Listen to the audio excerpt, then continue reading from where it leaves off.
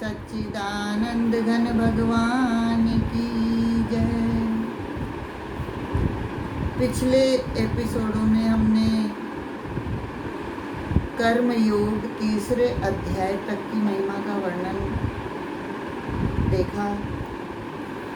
कर्म योग की बहुत भगवान ने महिमा गाई है और महिमा है भी, क्योंकि मनुष्य मात्र के लिए, जीव मात्र के लिए कर्म करना आवश्यक है और कर्म का फल भी अवश्यंभावी है। हम जो भी कर्म करते हैं उसका फल अवश्यमेव हमको प्राप्त होता है।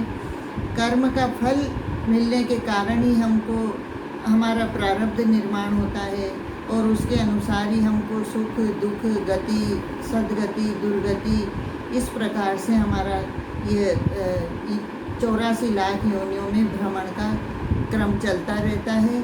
अब उस क्रम को मिटाने के लिए, उस क्रम से मुक्ति पाने के लिए हम कर्म को कर्मयोग बनाएं और कर्म योग होने से कर्म करते हुए कर्म शुद्ध हो जाए और कर्म को भगवान के बताए द्वारा विधान द्वारा हम करें तो वही कर्म हमको भगवान से योग करवा देता है और वही कर्म जो आज तक बंधन में डाल रहा था वह हमको मुक्त करने वाला हो जाता है। ये कर्म योग की महिमा है। इसको भगवान ने खूब अच्छे से कर्म योग में हमको बताया।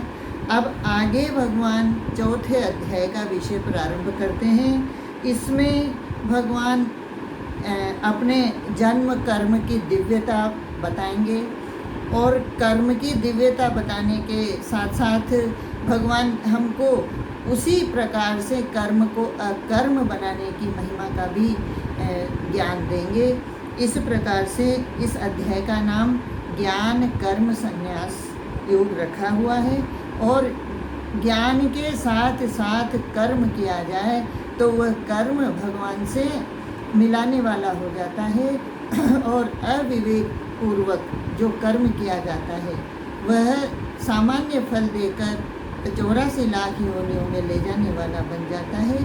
तो इस प्रकार से भगवान अब इस कर्म योग में ही नए विषय का आरंभ करते हैं और इस कर्म योग की महिमा बताते हुए भगवान कहते हैं अर्जुन से, श्री भगवान उवाच इमं विवस्वते योगं प्रोक्तवान अहम अव्ययम विवस्वान मन्वे प्राह मुनीक्ष्वाकवे अब्रवीत, कि मैंने इस अविनाशी योग को सूर्य से कहा था।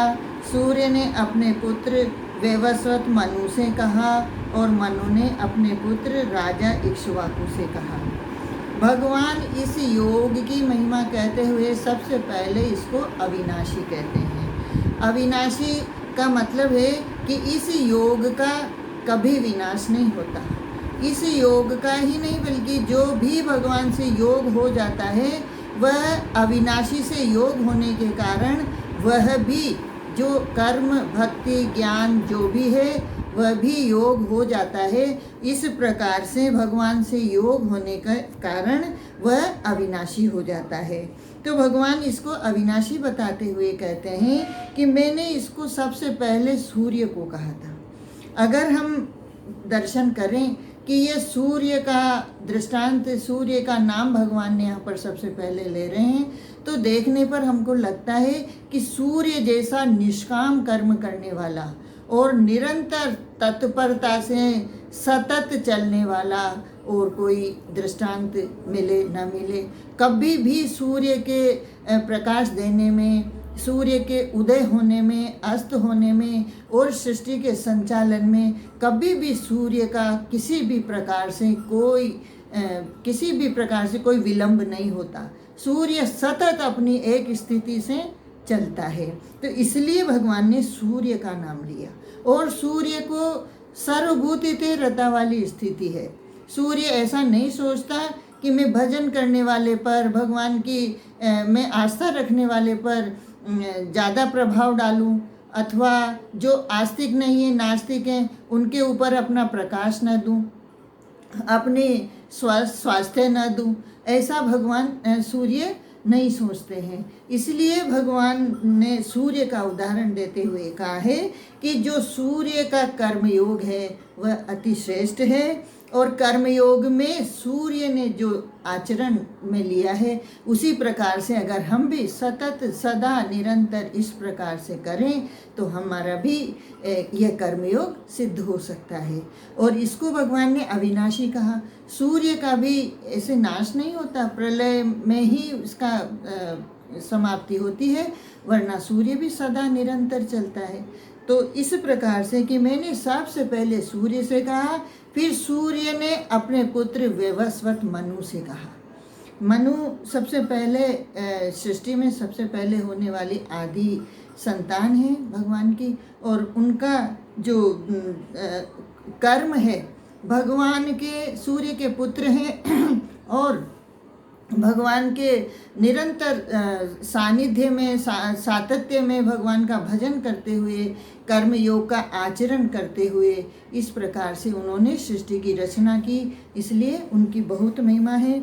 और सृष्टि की रचना करके भी और सृष्टि का पालन करते हुए भी वह इस प्रकार से कर्म करते हैं कि उनका कर्म कर्मयोग बन करके अविनाशी हो जाता है और अविनाशी तत्व को प्राप्त कराने वाला हो जाता है। इस प्रकार से मनु की बहुत महिमा है। और मनु ने फिर अपने पुत्र राजा इक्ष्वाकु से कहा। राजा इक्ष्वाकु भी बहुत भगवान के राम जी के वंश में है और उन्हीं से फिर जो वंश परंपरा चली है। इस प्रकार से ये सूर्य वंश की परंपरा में कर्मयोग का विषय भगवान ने कहा है। तो ये बहुत ही महत्व का है। और इस दृष्टांत से ऐसा लगता है कि ये सतत चला आ रहा है और ये अविनाशी है, आगे भी चलता रहेगा। परंतु यहाँ भगवान ये बताएंगे कि इसका कहीं न कहीं थोड़ा सा ह्रास हुआ और कहीं न कहीं इसका लुप्त प्राय हो गया। लुप्त प्राय, लुप्त हुआ नहीं, लेकिन भगवान अब आगे कहते हैं कि इस प्रकार से ये परंपरा से चलता आ रहा था, चलता आ रहा है और आगे भी चलता रहेगा। तो एवं परंपरा प्राप्तम इमं राजर्षयो विदुः स काले नेह महता योगो नष्टः परंतप। कि हे परंतप अर्जुन, इस प्रकार परंपरा से प्राप्त इस योग को राजर्षियों ने जाना। राज ऋषियों ने, जो राज भी करते थे परंतु ऋषि भी कहलाए।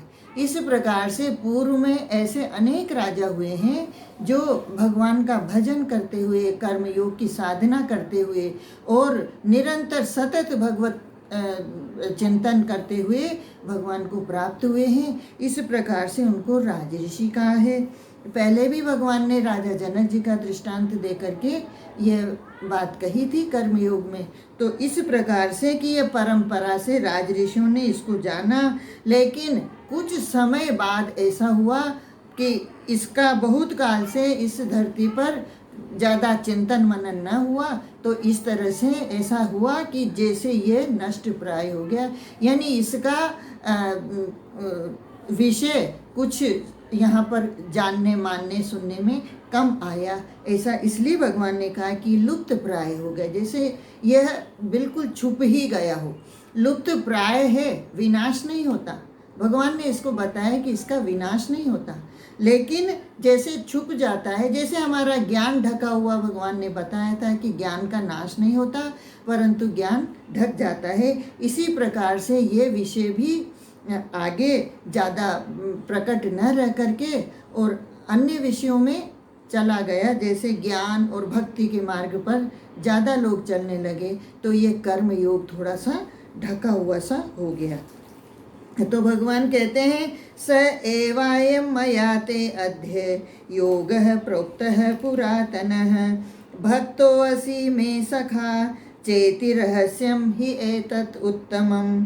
तू मेरा भक्त और प्रिय सखा है, इसलिए वही ये पुरातन योग आज मैंने तुझको कहा है, क्योंकि ये बड़ा ही उत्तम रहस्य है। अर्थात गुप्त रखने योग्य विषय है।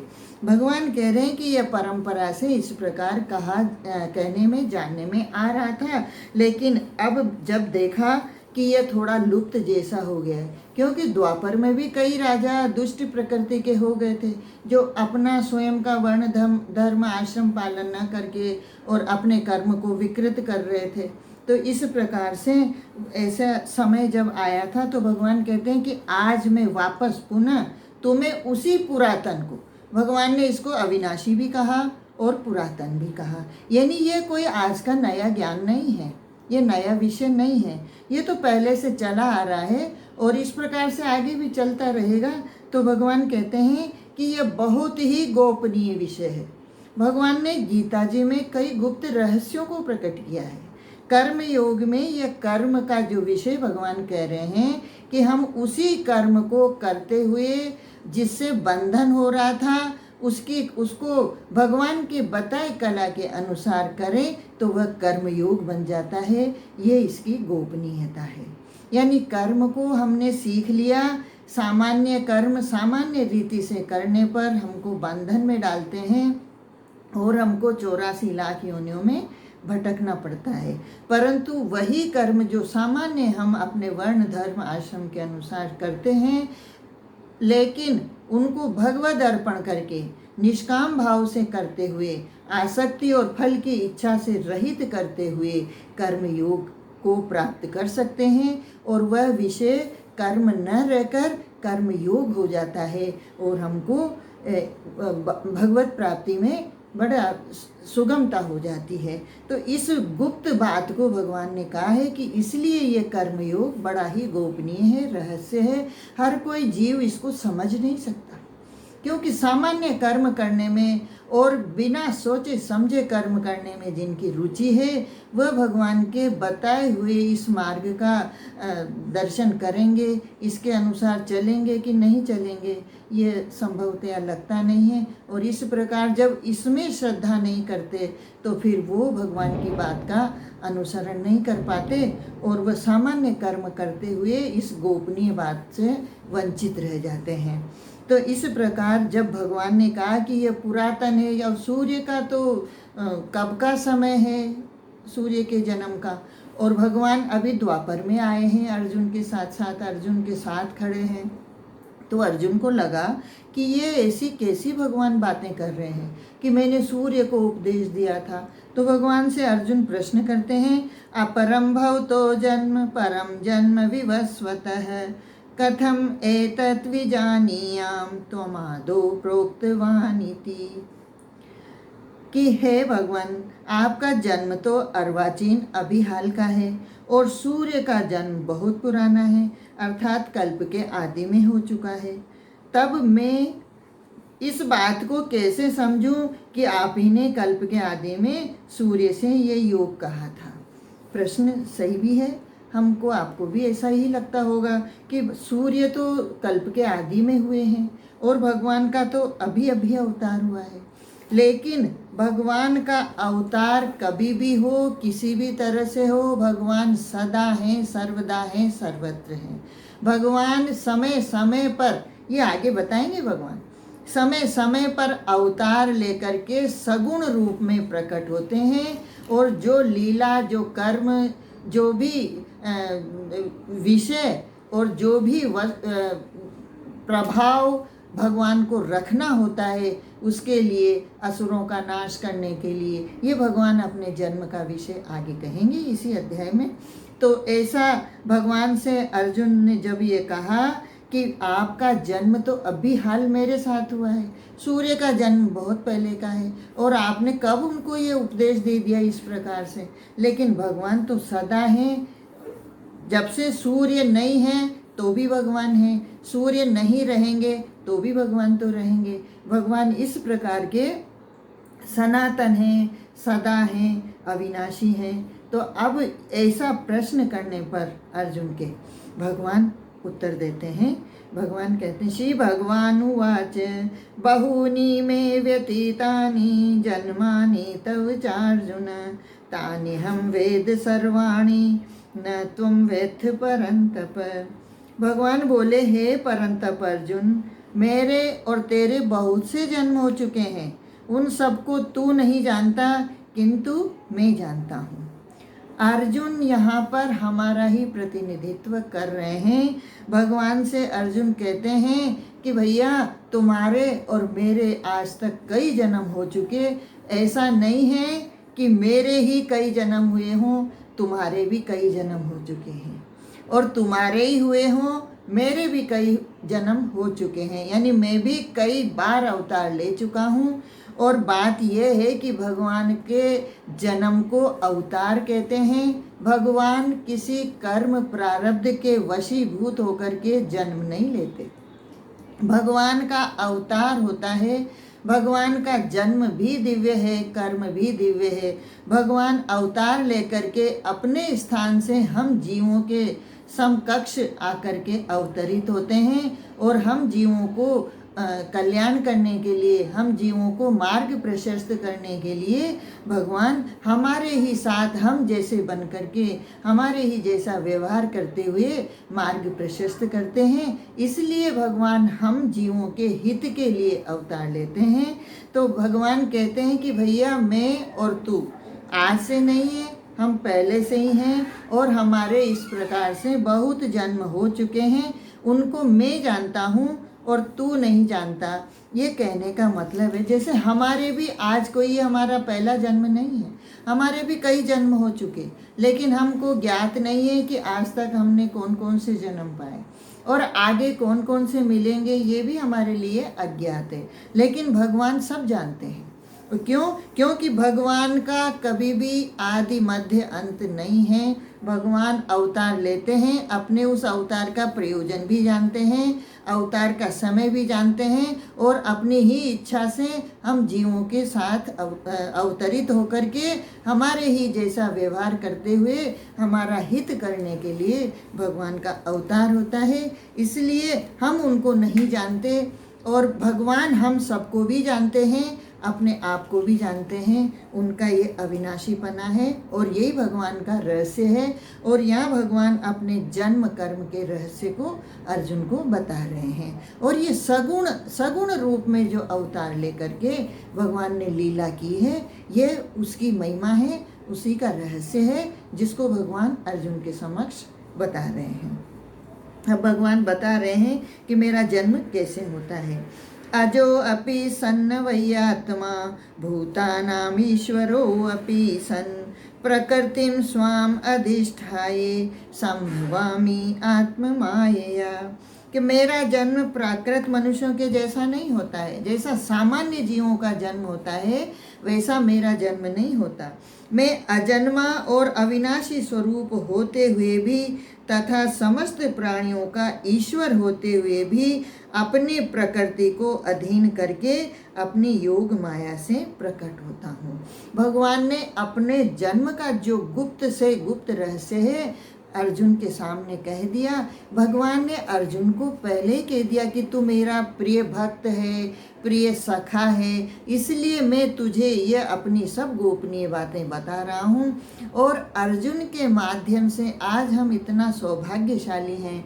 हम अपने भाग्य की क्या सराहना करें कि गीता जी के माध्यम से जो गुप्त रहस्य भगवान ने अर्जुन को बताए, आज वही हमको जानने को मिल रहे हैं, और आज हम उनको जान करके समझ करके कृतकृत्य हो सकते हैं, ऐसा हमको अवसर मिल रहा है। इसलिए ये भगवान की इस कृपा का बहुत बहुत हमको आनंद, बहुत बहुत हमको आभार चाहिए। और इस प्रकार भगवान जो कह रहे हैं उसको गीता जी के कथनानुसार, गीता जी में जो भगवान ने कहा है उसके कथनानुसार हमको चलना चाहिए। भगवान कह रहे हैं कि मैं अजन्मा, भगवान का जन्म नहीं होता, भगवान का अवतार होता है। हम सामान्य जीव तो प्रारब्ध वश कर्म के वशीभूत होकर के और हमको जन्म लेना पड़ता है। जन्म लेने में भी हमको न योनि की स्वतंत्रता है, न माता पिता की स्वतंत्रता है, न देश काल की स्वतंत्रता है। हमारा जन्म कब किसके यहाँ कैसे होगा इसमें हम बिल्कुल वशीभूत हैं। ये हमारे लिए कोई हम इसके लिए स्वतंत्र नहीं हैं। हम जहाँ चाहें जन्म लें, जिस माता पिता के चाहें उस घर में जाएं, ऐसी हमारी स्वतंत्रता नहीं है। हम कर्म के वशीभूत होकर के हमको जहाँ जन्म होता है वहीं पर लेना पड़ता है, वहीं पर रहना पड़ता है, उसी के अनुसार हमको वो जीवन जीना पड़ता है। लेकिन भगवान के विषय में ऐसी बात नहीं है, क्योंकि वह अजन्मा है, उनका जन्म होता ही नहीं है। तो फिर ये सगुण रूप सगुण साकार का महत्व क्या है? तो भगवान इसी को यहाँ पर समझा रहे हैं कि मैं सगुण रूप में आकर जब जन्म लेता हूँ तो भी अजन्मा ही रहता हूँ। भगवान ने आकर के अवतार लिया और भगवान ने हमारे साथ साथ रह कर के हम जीवों के साथ लीला की, लेकिन इसमें भी भगवान का जन्म नहीं है, भगवान का प्राकट्य है। और इसीलिए हम भगवान का प्राकट्योत्सव मनाते हैं। जन्मोत्सव तो जीवों का होता है। इस प्रकार भगवान कहते हैं कि मैं अजन्मा और अविनाशी। भगवान देखो, हमारा तो नाश होता है, पहले शरीर नहीं था, फिर बीच में शरीर मिला और बाद में शरीर नहीं रहेगा। तो इस प्रकार से हमारा तो शरीर को कर्म के वशीभूत मिलता है, उतने ही समय उतना ही प्रारब्ध के अनुसार मिलता है, उसी अनुरूप चलता है। लेकिन भगवान के साथ प्रारब्ध का कोई संबंध नहीं है, भगवान का कोई प्रारब्ध नहीं है। भगवान कृपा पूर्वक जीवों पर कृपा करने के लिए, जीवों का हित करने के लिए अजन्मा होते हुए, अविनाशी होते हुए भी अवतार लेते हैं और समस्त प्राणियों का ईश्वर होते हुए, हम जीवों के ईश्वर परमात्मा हैं, उन सब के स्वामी ईश्वर होते हुए भी भगवान कहते हैं अपनी प्रकृति को। यहाँ पर बहुत गूढ़ रहस्य वाली ये चर्चा भगवान ने अर्जुन को बताई है कि अपनी प्रकृति को अधीन करके, भगवान प्रकृति के वशीभूत होकर के नहीं आते, भगवान प्रकृति को अपने अधीन करके योग माया से प्रकट होता हूँ। अपनी प्रकृति को योग माया को आज्ञा देते हैं कि मेरे लिए ये व्यवस्था हो जाए, और इस प्रकार से योग माया भगवान के अवतरण की व्यवस्था करती है और अपनी प्रकृति के को अधीन करके, प्रकृति भगवान के अधीन है। प्रकृति का मतलब ही है कि जो परम की कृति है, परमात्मा की कृति है, वह है प्रकृति। तो प्रकृति तो परमात्मा के अधीन है, और हम जीवों का जो जन्म होता है वह प्रकृति के अधीन होता है। हम जीव प्रकृति से स्वतंत्र कभी नहीं रह सकते, प्रकृति के साथ ही, प्रकृति में ही हमारा जन्म, जीवन और मरण होता है। हम उससे कभी स्वतंत्र अलग नहीं हो सकते।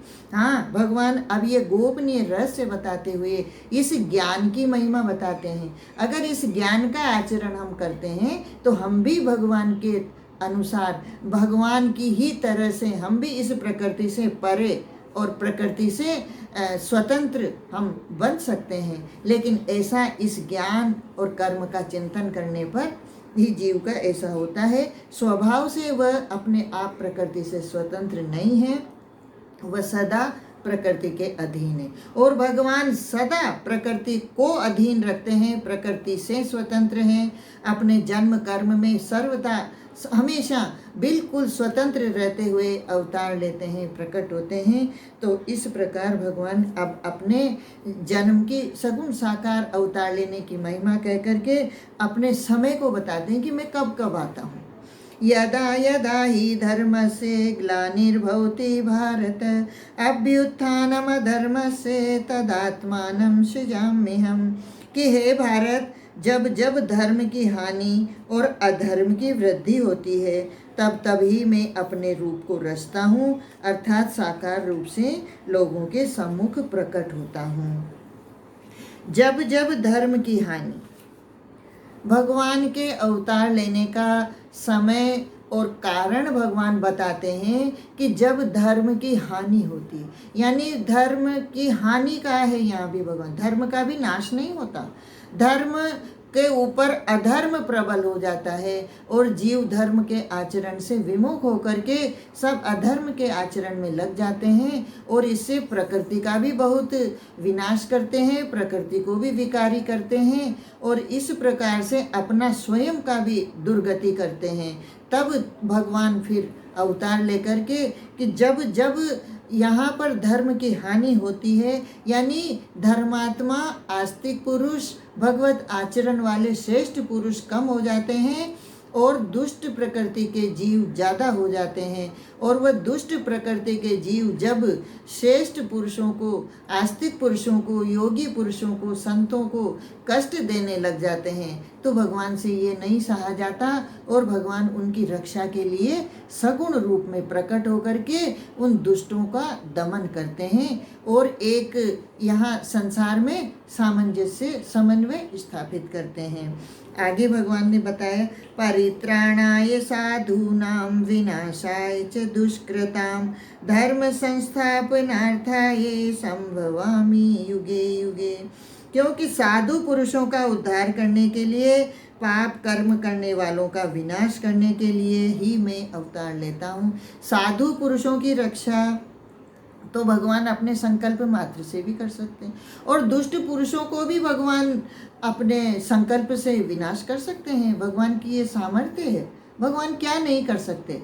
कर्तुम अकर्तुम अन्यथा कर्तुम है परमात्मा। वो क्या नहीं कर सकते? वो सब कुछ कर सकते हैं। लेकिन फिर भी भगवान कहते हैं कि साधु पुरुष, भगवान ने विनाशाय च दुष्कृताम तो बाद में कहा, पहले कहा है परित्राणाय साधुनाम, यानी साधु पुरुषों की रक्षा के लिए भगवान का अपने भक्तों की रक्षा करने का एक तरीका है। वह भगवान साधुओं को, अपने भक्तों को प्रकट होकर के दर्शन भी देते हैं, उनके साथ अपनी लीला में उनको शामिल करके उनके साथ व्यवहार भी करते हैं। ये भगवान की एक विशेष उदारता है और यही उदारता भगवान को यहाँ पर धराधाम पर अवतरित करने के लिए बाध्य कर देती है। क्योंकि कई संत महापुरुषों का ऐसा आचरण और इतनी दिव्यता उनकी होती है कि उनका भगवान के साथ लीला में शामिल होना, खेलना, खाना, रहना, इस प्रकार का उनका जब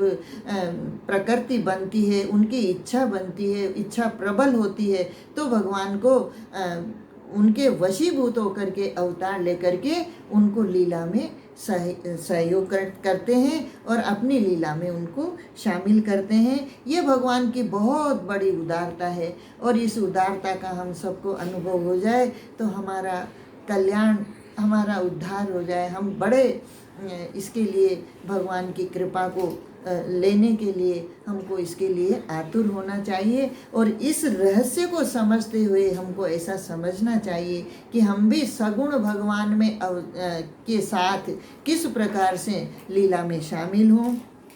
इस प्रकार भगवान ने अपना अवतार लेने का जो समय बताया, कारण बताया। अब भगवान कहते हैं, जन्म कर्म च मे दिव्यम एवं यो वेत्ति तत्वतः त्यक्त्वा देहम पुनर्जन्म नेति मामेति सो अर्जुन। कि हे अर्जुन, मेरे जन्म और कर्म दिव्य अर्थात निर्मल और अलौकिक हैं। इस प्रकार जो मनुष्य तत्व से जान लेता है वह शरीर को त्याग कर फिर जन्म को प्राप्त नहीं होता, अपितु मुझे ही प्राप्त होता है। जिस प्रकार से भगवान ने अपने अवतार लेने का कारण बताया, यानी अपने जन्म का कारण बताया, तो भगवान कहते हैं कि मेरा जन्म दिव्य है और मेरा कर्म भी दिव्य। आगे जो भगवान लीला करते हैं अवतार लेकर के, वो भगवान के कर्म भी अलौकिक होते हैं, वह कर्म भी बड़े दिव्य होते हैं। जैसे हम एक कृष्ण अवतार में ही हम दर्शन करते हैं, भगवान ने 6 दिन की अवतार में ही भगवान ने पूतना को मार दिया और बाद में भी कितने ही राक्षसों को, असुरों का विनाश किया छोटी सी अवस्था में।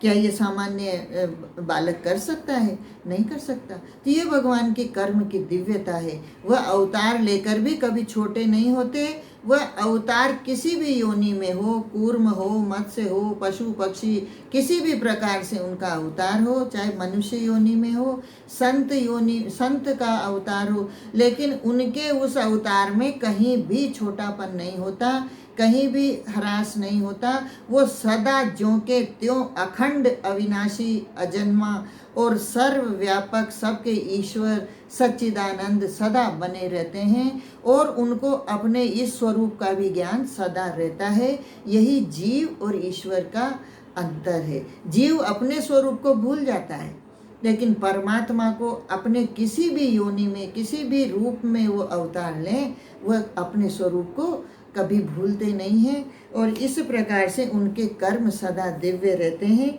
और भगवान कहते हैं कि मेरे इस प्रकार के दिव्य जन्म और दिव्य कर्म को जो जीव तत्व से जान लेता है, ये तत्व से जानना भी रहस्य है।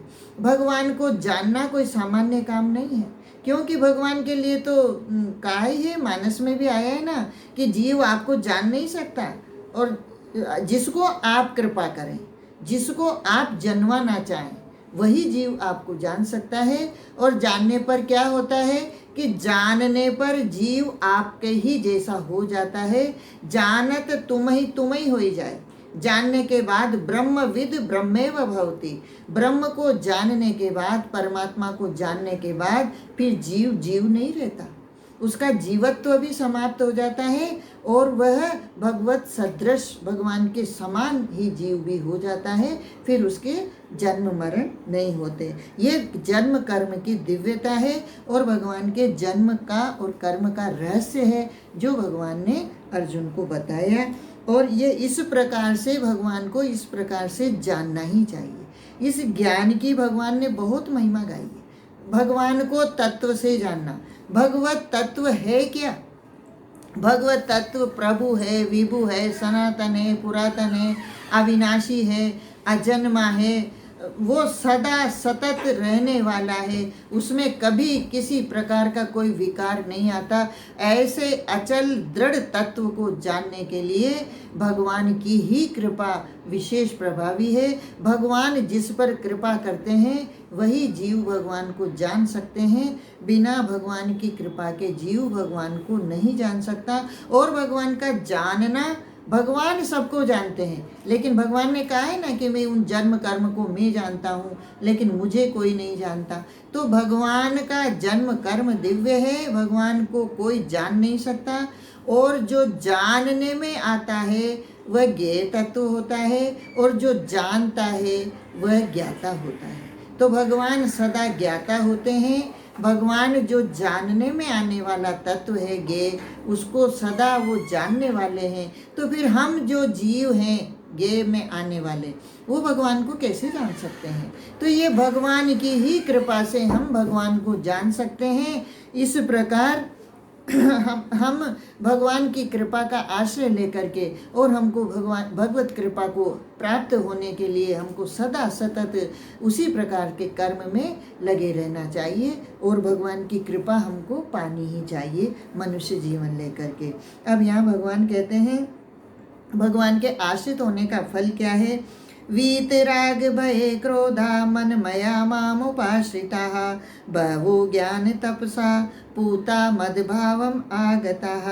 कि पहले भी जिनके राग भय और क्रोध सर्वथा नष्ट हो गए थे, और जो मुझ में अनन्य प्रेम पूर्वक स्थित रहते थे, ऐसे मेरे आश्रित रहने वाले बहुत से भक्त उपर्युक्त ज्ञान रूप तप से पवित्र होकर मेरे स्वरूप को प्राप्त हो चुके हैं।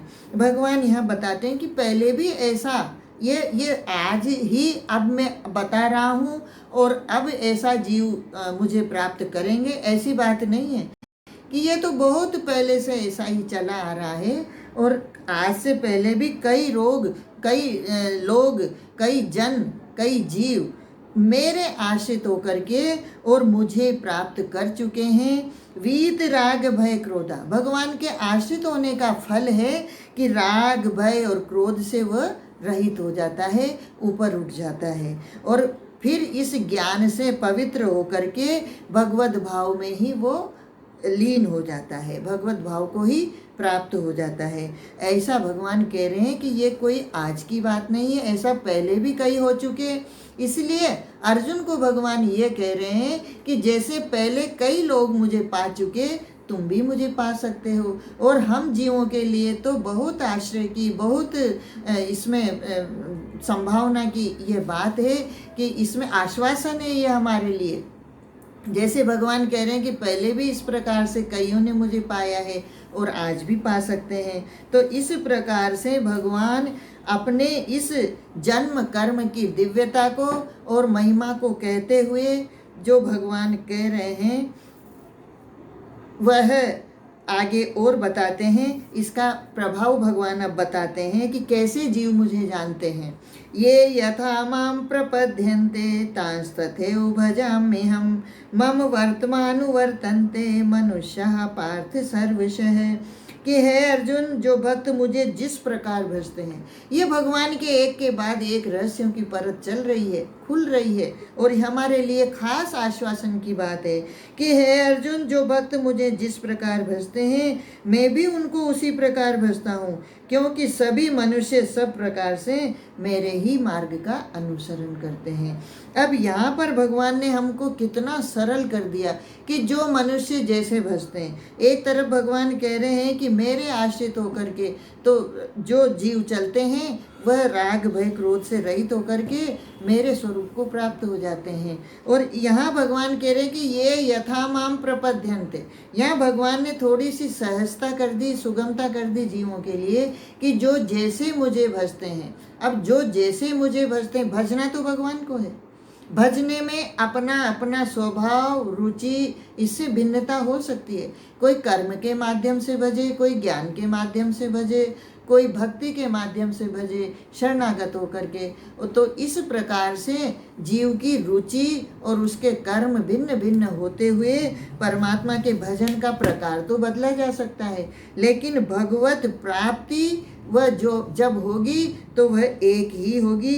तो इसलिए भगवान कहते हैं कि जो जैसे मुझे भजते हैं, यानी भगवान के लिए हम आज अगर हम दिन रात भगवान को याद करते हैं तो भगवान भी हमको दिन रात याद करते हैं। और अगर हम खाली कष्ट के समय भगवान को याद करते हैं तो हो सकता है उस कष्ट के समय भगवान को फुर्सत हो तो हमको भी याद कर लें। चलो ये भी ठीक है कि कष्ट आया तो भी हमने भगवान को याद करा।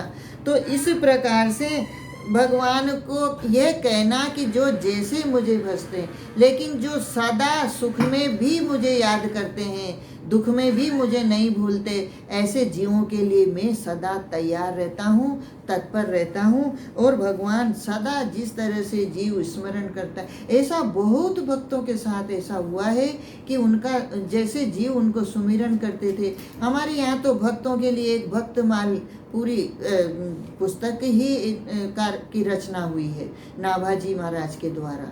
तो उसमें कई भक्तों के ऐसे चित्रण हैं, उसमें अगर हम दर्शन करें तो हमको लगेगा कि भगवान किस प्रकार जीवों पर कृपा करते हैं। और ये यथा माम प्रपद्यन्ते वाला जो भगवान का स्वरूप है, तांस तथैव भजाम्यहम्, ये तो भक्त माल पढ़ के हमको बिल्कुल प्रत्यक्ष हो जाता है कि जब जीव भगवान के आश्रित हो जाता है तो भगवान भी उस जीव के वश में हो जाते हैं। और जब वह जैसा जब याद करता है उसको दर्शन भी देते हैं, जैसे जैसे वो मिलना चाहता है भगवान उसको भी मिलते हैं। तो इस प्रकार से जीव कृपा वश होकर के परमात्मा को भजता हुआ भगवान को भी अपने वश में कर लेता है।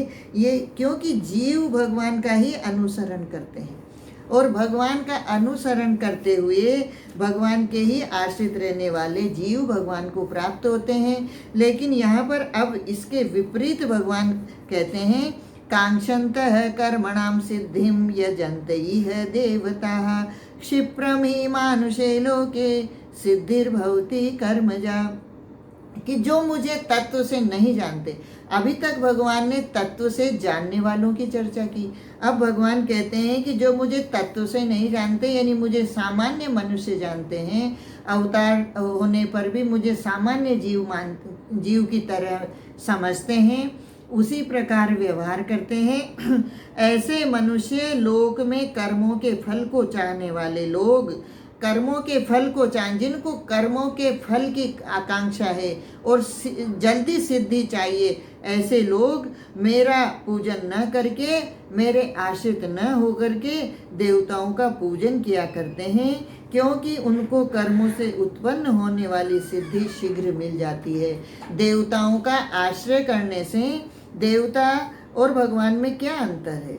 देवता और भगवान में अंतर है कि भगवान तो पिता की तरह हैं और देवता व्यापारी की तरह हैं। हम देवताओं का सांगोपांग विधि पूर्वक पूजन करके उनसे जो चाहें, जो जिस प्रकार से चाहें और जो उनके अधिकार में हो है वह हमको वह दे देते हैं। उससे हमारा हित होगा अहित होगा इसका विचार देवता नहीं करते।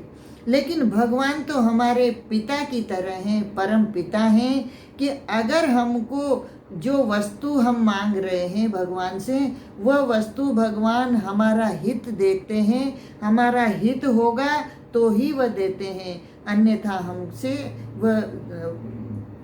हमको वह वस्तु नहीं देते, चाहे उसके लिए फिर हमको कितना ही हम दुखी हों, लेकिन भगवान हमारा हित ही करते हैं। इसलिए भगवान को सदा हितैषी सुहृद कहा है। जो हमारा हित करने वाले हैं, हितैषी हैं खास, वो भगवान ही है। भगवान से ज़्यादा हमको कोई भी हितैषी नहीं है। तो इस प्रकार से कहते हैं कि देवताओं की पूजा करने वाले लोग वो यहाँ लौकिक सिद्धियाँ चाहते हैं, लौकिक फल चाहते हैं, तो वह कामना के वशीभूत होकर के मुझे न पूज करके और देवताओं का पूजन करते हैं। तो इससे उनका हित नहीं होता, कल्याण नहीं होता। अब आगे भगवान कहते हैं कि मैं यहाँ पर सब सृष्टि की रचना करते हुए भी, सबका पालन पोषण करते हुए भी मैं अपना अकर्तापन कैसे बनाए रखता हूँ। मैं सदा अकर्ता ही रहता हूँ। चातुर्वर्ण्यं मया सृष्टं गुणकर्म विभागशः तस्य कर्तारमपि मां विद्य कर्तारम अव्ययम्। ब्राह्मण, क्षत्रिय, वैश्य और शूद्र, इन 4 वर्णों का समूह गुण और कर्मों के विभाग पूर्वक मेरे द्वारा रचा गया है। जो ये चातुर्वर्ण्यम 4 वर्ण, जो ब्राह्मण, क्षत्रिय, वैश्य और शूद्र, जो जिनकी रचना हुई है, ये कर्म के हिसाब से भगवान ने एक विभाग बनाया है ताकि समाज में एक व्यवस्था हो सके। भाई इसमें हम जो आजकल जो ये वर्ण की विकृति हमने कर दी है, ये ऐसा भगवान ने ऐसा नहीं बनाया। भगवान ने तो अपने अपने कर्म के अनुसार और कर्म का विभाजन किया है कि ब्राह्मण हैं वो पढ़ने पढ़ाने का काम करेंगे, सबको ज्ञान देंगे। क्षत्रिय हैं वो सबकी रक्षा करेंगे। वैश्य है वो सबका पालन करेंगे। और जो शूद्र हैं वो सबकी सेवा करते हुए, सबके हित का काम करते हुए रहेंगे। तो इस प्रकार से ये 4 वर्णों की रचना भगवान ने की है। लेकिन भगवान कहते हैं कि उस सृष्टि रचनादि कर्म का कर्ता होने पर भी मुझ अविनाशी परमेश्वर को तू वास्तव में अकर्ता ही जान। यह कर्म योग का महत्वपूर्ण विषय है कि कर्म करते हुए भी हमको कर्तापन न रहे और हम अकर्ता हो जाएं। और यहाँ पर भगवान को कोई कर्म नहीं बांधता, कोई कर्म उनको लिप्त नहीं करता। ऐसा इसलिए है कि वह कभी भी अपने आप को कर्ता नहीं मानते। भगवान सदा अपने अकर्तापन को जानते हैं, समझते हैं, रखते हैं। और हम जीव क्या करते हैं कि हम छोटा सा काम भी करेंगे तो हम समझेंगे कि ये मैंने किया है। हम हर जगह हमारा कर्तापन लगा देते हैं और वही बांधने वाला हमको हो जाता है। तो यहाँ पर भगवान कहते हैं आगे, न माम कर्माणि लिम्पन्ति न मे कर्म फले स्पृहा इति माम यो अभिजानाति कर्मभिर्न स बध्यते। क्योंकि फल में मेरी स्पृहा नहीं है। भगवान अकर्ता कैसे रहते हैं? भगवान कहते हैं कि मुझ में कर्तापन नहीं है, क्योंकि कर्मों के फल में मुझे कर्म का फल चाहिए ही नहीं। कर्मों के फल में मेरी इच्छा ही नहीं है। मुझे कर्म लिप्त नहीं करते, इसलिए मुझे कर्म बांधते नहीं हैं। इस प्रकार जो मुझे तत्व से जान लेता है, भगवान सदा अकर्ता रहते हैं। भगवान कर्म का फल नहीं चाहते, भगवान की कर्म फल की कतई इच्छा नहीं होती, इसलिए कर्म नहीं बांधते। ऐसा जो जान लेता है वह भगवान को तत्व से जान लेता है। और इस प्रकार से तत्व से जानने पर वह भी भगवान का अनुसरण करता हुआ अपने को अकर्ता मान करके और कर्मों से मुक्त हो जाता है। एवं ज्ञात्वा कृतं कर्म पूर्वैरपि मुमुक्षुभिः कुरु कर्मेव तस्मात् त्वं पूर्वे पूर्वतरं कृतं। पूर्व काल के मुमुक्षुओं ने भी इस प्रकार जानकर, भगवान कहते हैं ये कोई नया ज्ञान नहीं है, पहले भी लोगों ने इसी प्रकार से मुमुक्षा करके, मुमुक्षा का मतलब है मोक्ष की इच्छा करके, अपने मुक्ति की, कल्याण की इच्छा करके, इसी प्रकार से जान करके कर्म करते हुए अपने आप का कल्याण कर लिया, तो तू भी पूर्व जो द्वारा सदा से किए जाने वाले कर्मों को ही कर। इस प्रकार से कर्तापन से रहित होकर के तू भी इसी प्रकार से कर्म कर, जिससे तू भी इन कर्मों से मुक्त हो जाएगा। अब भगवान आगे कर्म और अकर्म का विषय बताएंगे, इसको हम अगले एपिसोड में लेंगे। आज के लिए बस इतना ही विषय। जय श्री कृष्ण।